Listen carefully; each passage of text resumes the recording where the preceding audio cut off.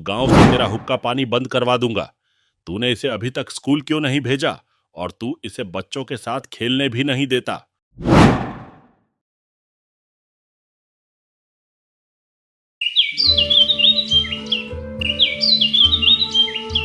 एक गांव में एक लड़की रहती थी।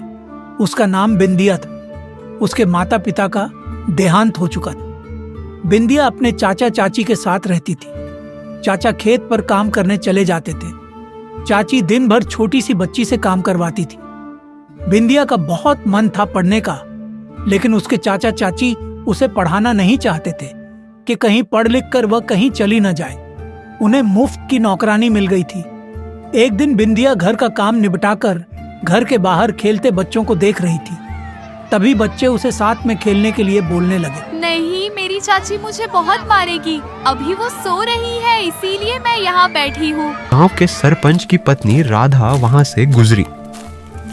राधा बिंदिया के माता पिता को अच्छे से जानती थी। बेटी, इतनी उदास क्यों बैठी हो? क्या बात है? तबीयत ठीक नहीं है क्या? नहीं चाची, सब ठीक है। आप जाओ, अगर चाची ने आपसे बात करते देख लिया तो बहुत मारेगी। बेटी, मैं किसी से नहीं डरती, तू चिंता मत कर। बता क्या बात है? बिंदिया राधा चाची को सारी बात बता देती है। अगले दिन गांव में पंचायत बैठती है और बिंदिया के परिवार को बुलाया जाता है। तुझे और तेरी बीबी को शर्म नहीं आती इसी छोटी सी अनाथ बच्ची पर जुल्म करते हुए? नहीं सरपंच जी, आपको किसी ने गलत खबर दी है। हम तो इसे बहुत प्यार से पालते हैं। झूठ बोला तो गांव से तेरा हुक्का पानी बंद करवा दूंगा। तूने इसे अभी तक स्कूल क्यों नहीं भेजा? और तू इसे बच्चों के साथ खेलने भी नहीं देता। मालिक, इसका ही मन पढ़ाई में नहीं लगता। झूठ बोल रहा है। आज से पंचायत फैसला करती है कि इसे पूरे गांव में कोई भी सहारा नहीं देगा।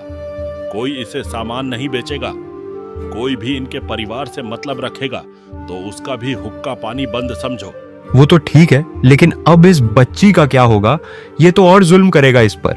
हमने फैसला किया है कि इसे मेरी पत्नी राधा पालेगी। ये हमारे घर में रहेगी और स्कूल जाएगी। पूरी पंचायत में यह सुनकर तालियां बजने लगती हैं।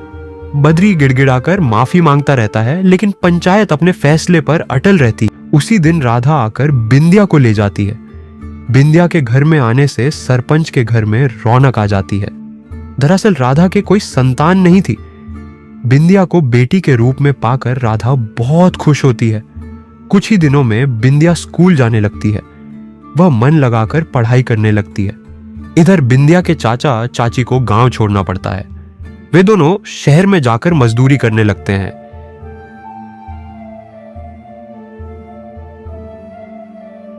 धीरे धीरे समय बीत जाता है। एक दिन बिंदिया आकर राधा के गले लग जाती है। क्या बात है? इतनी खुश क्यों है? माँ, मुझे कॉलेज में दाखिला मिल गया। अब मैं इंजीनियर बन पाऊंगी। सरपंच और राधा बहुत खुश होते हैं। कुछ ही दिनों में बिंदिया शहर पहुंच जाती है। वहां वह मन लगाकर पढ़ाई करने लगती है।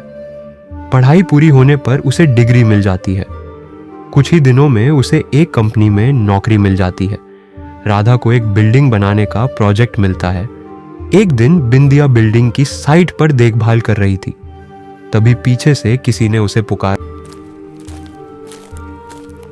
मैडम, मेरे पति बीमार रहते हैं। उनकी देखभाल के लिए मैंने एक दिन की छुट्टी ली थी। यहाँ मेरी जगह किसी और को रख लिया। हम भूखे मर जाएंगे। मैं आगे से छुट्टी नहीं करूँगी। बिंदिया पलटकर देखती है तो वह बूढ़ी औरत को पहचान जाती है। यह उसकी चाची थी।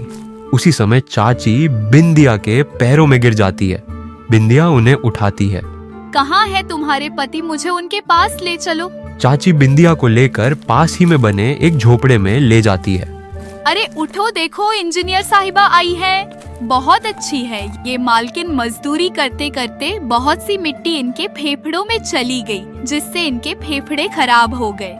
अरे ये क्यों नहीं कहती हमारे कर्मों की सजा मिल रही है। हमने एक अनाथ छोटी सी बच्ची, जो मेरे बड़े भाई की आखिरी निशानी थी, उस पर बहुत जुल्म किए, उसी की सजा हमें मिल रही है। चाचा जी, आपने मुझे पहचाना नहीं। मैं वही छोटी सी बच्ची बिंदिया हूँ। चलो, मैं आपका इलाज करवाऊंगी। आज से आप मेरे साथ मेरे घर में रहेंगे। बेटी, तू बड़े दिल वाली है।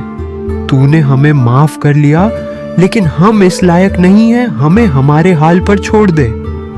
बेटी, हम किस मुंह से तेरे साथ चले? जब तुझे हमारी जरूरत थी तब हमने तुझ पर जुल्म किए।